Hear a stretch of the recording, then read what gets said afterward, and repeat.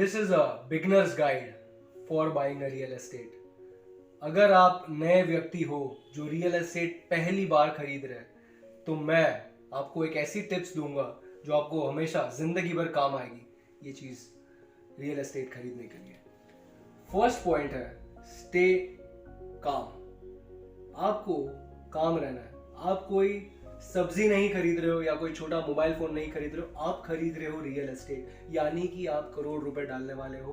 तो आपको पहली बात काम रहना बहुत जरूरी है। आप आज देख के आज खरीद लिया ऐसा नहीं होता है। आपको अच्छे से प्रॉपर्टीज देखनी पड़ेगी एंड समझना पड़ेगा उसको, उसके बाद ही आप इस डिसीजन पे आ सकते हो कि मैं इसको खरीद रहा हूँ। तो आपने पहली बात काम रहना है, आपने घाई नहीं करनी है, बिकॉज आप कोई तेल साबुन पानी नहीं ले रहे हो, right. So second point, research the property.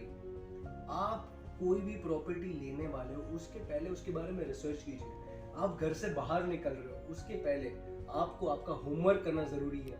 कोई भी प्रॉपर्टी का ई ब्रोशर देख लीजिए, उसका लेआउट देख लीजिए, उसका फ्लोर प्लान देख लीजिए, तो आपको समझ में आएगा कि वो प्रॉपर्टी का लेआउट कैसा है, वो आपके चॉइस के हिसाब से है या नहीं है। नहीं तो आप बाहर निकल पड़े और पता चला ये प्रॉपर्टी आपके काम की नहीं है। अगर आपको 2 BHK लेना है तो आपको देखना पड़ेगा कि उस प्रोजेक्ट में 2 BHK अवेलेबल है या नहीं है।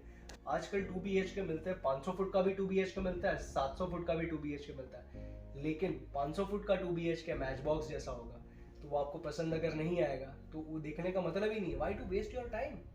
तो इसके पहले आपने उस प्रॉपर्टी के बारे में रिसर्च करना बहुत ज़रूरी है। उसकी ई ब्रोशर्स देखिए, उसके वीडियोस देखिए कि वो बनने के बाद वो बिल्डिंग लगेगा कैसा, उसमें अम्यूनिटीज़ क्या क्या है, उसका कॉस्टिंग कितना जा रहा है, सब कुछ A to Z रिसर्च कीजिए। उसके बाद आप घर से बाहर कदम रखिए। जैसे आप लड़की देखते हो उसके पहले उसके बारे में उसका पूरा बायोडाटा देख लेते हो कि नहीं देखते हो, कि कितने साल की है, उसके फोटोज भी देखते हो, गोरी है या काली है। आज के ज़माने में तो वो लोग इंस्टाग्राम या फेसबुक के पूरी प्रोफाइल चेक कर लेते हैं, उसके बाद वो लोग घर के बाहर निकलते हैं कि धोखा तो नहीं है ये फोटोज। और उसके बाद कौन सी स्कूल में पढ़ी है, कौन सी कॉलेज में पढ़ाई की, अभी कहाँ रहती है, उसके पिताजी क्या करते हैं, उसकी मम्मी क्या करती है। तो आप जैसे लड़की देखने वाले निकले हो ना, उतने ही डिटेल में रिसर्च करना है प्रॉपर्टी के लिए, राइट। क्यों? क्योंकि जिंदगी भर का सवाल है ना, बार बार तो आप खरीदने वाले हो नहीं। ये चीज याद रखिए। थर्ड पॉइंट है market rates. Check it out. Market rates देखना बहुत जरूरी है। अगर आपने मार्केट में अगर सब्जी मिल रही है 50 रुपए किलो, अगर वही सब्जी आपने 70 रुपए किलो ली तो फायदे का सौदा है कि घाटे का सौदा? घाटे का सौदा, राइट। तो उसी तरीके से ये रियल एस्टेट भी है।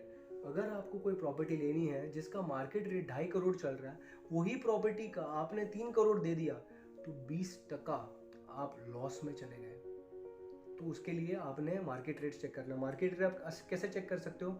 रेडी रेकनर रेट्स आप देख सकते हो, लेकिन आजकल तो उसके ऊपर भी भरोसा नहीं किया जा सकता, क्योंकि रेडी रेकनर रेट होता है 20,000 रुपया स्क्वायर फुट का, और असली में वो एरिया में 30,000 35,000 रुपया स्क्वायर फुट चल रहा होता है। लेकिन आप क्या कर सकते हो कि आपके अगर किसी फ्रेंड ने जो वहाँ पे रह रहा है उससे आप पूछ सकते हो। आप रियल एस्टेट एजेंट्स को कॉन्टैक्ट कर सकते हो जो आपको सही गाइडेंस देंगे। वो लोग आपसे पैसा नहीं मांगेंगे फ़ोन पे, लेकिन वो लोग आपको बताएंगे कि पर स्क्वायर फुट एरिया का रेट क्या चल रहा है। ऑनलाइन आप चेक कर सकते हो तो आपको पता चलेगा कि मार्केट रेट क्या चल रहा है, ताकि कोई आपको ठग न ले। उसके बाद आपने चेक करना है आपका फाइनेंस। पता चला आप प्रॉपर्टी लेने निकले हो लेकिन आपका लोन एलिजिबिलिटी नहीं है, तो आप क्या करोगे? आपका टाइम वेस्ट हो जाएगा, आपके महीने वेस्ट हो जाएंगे। क्या फायदा फिर क्यों टाइम वेस्ट करके? वो टाइम आप यूटिलाइज कर सकते हो आपके फाइनेंसेस कमाने में। प्रॉपर्टी खरीदने से पहले आपने जांच पड़ताल करना जरूरी है, और जांच पड़ताल करने के लिए आपको नेबर्स से ज़्यादा अच्छा से कोई नहीं बता पाएगा। So talk to neighbours.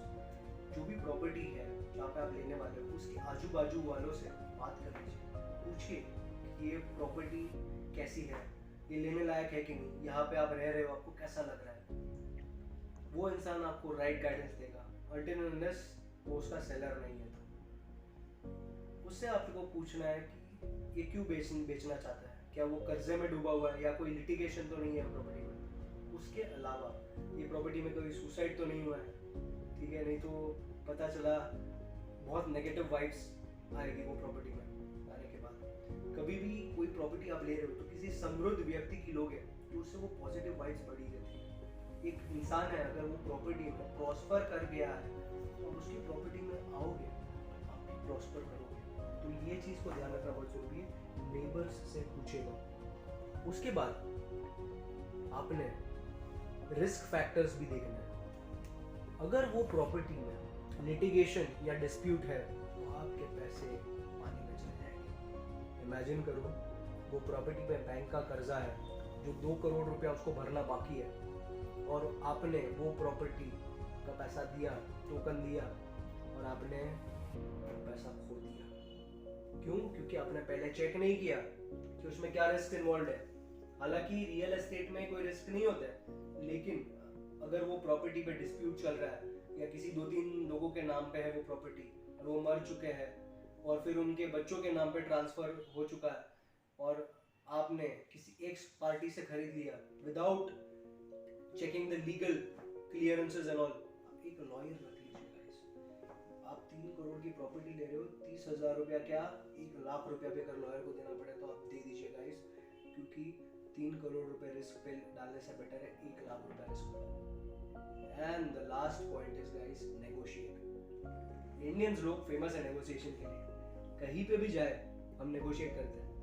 मैंने तो फॉरेन कंट्रीज में भी जहाँ पे नेगोशिएशन का कोई स्कोप नहीं होता वहां पे भी इंडियंस को नेगोशिएट करते देखा है और रियल एस्टेट में नेगोशिएट होता है गाइस। ये जो प्रॉपर्टी है ना, आपको अगर फायदे का सौदा चाहिए, आपको अगर ऐसा डील चाहिए जिसमें आप प्रॉफिट कर सको तो आपने नेगोशिएट करना पड़ेगा। इफ यू नेगोशिएट 10 प्रॉपर्टीज में नेगोशिएट करोगे या चलो 3 प्रॉपर्टी में भी नेगोशिएट करोगे, एक प्रॉपर्टी तो अच्छी डील मिलेगी। अगर आपने 3 करोड़ की प्रॉपर्टी 2.5 करोड़ में खरीदी 50 लाख रुपए का प्रॉफिट गाइस। यानी कि अगर आप वो कल भी बेचोगे तो आपको 50 लाख रुपए का प्रॉफिट होगा। So guys don't forget to negotiate. And third and the last one is remain positive. आपने पॉजिटिव रहना है कि आपको वो प्रॉपर्टी अच्छे रिटर्न्स देगी। अगर अंडर कंस्ट्रक्शन में बुक कर रहे हो तो अच्छा बिल्डर होना बहुत जरूरी है और पॉजिटिव रखिए कि आपको बना के देगा। अगर आपका 2 साल बिल्डिंग बनने में बाकी है और 2 साल तक आप टेंशन नहीं रहोगे कि वो बिल्डिंग मिलेगा कि नहीं मिलेगा तो आपका 2 साल बाद आप जिंदा ही नहीं बचोगे आपकी प्रॉपर्टी देखने के लिए। सो गाइस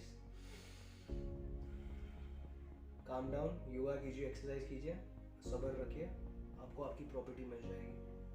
सो गाइस ऐसी बहुत सारी चीजें जानने के लिए फॉलो करते रहिए dream properties. Follow our pages on Instagram, Facebook and YouTube और contact us on 808-2121-214 for properties in Mumbai. Adios. See you soon.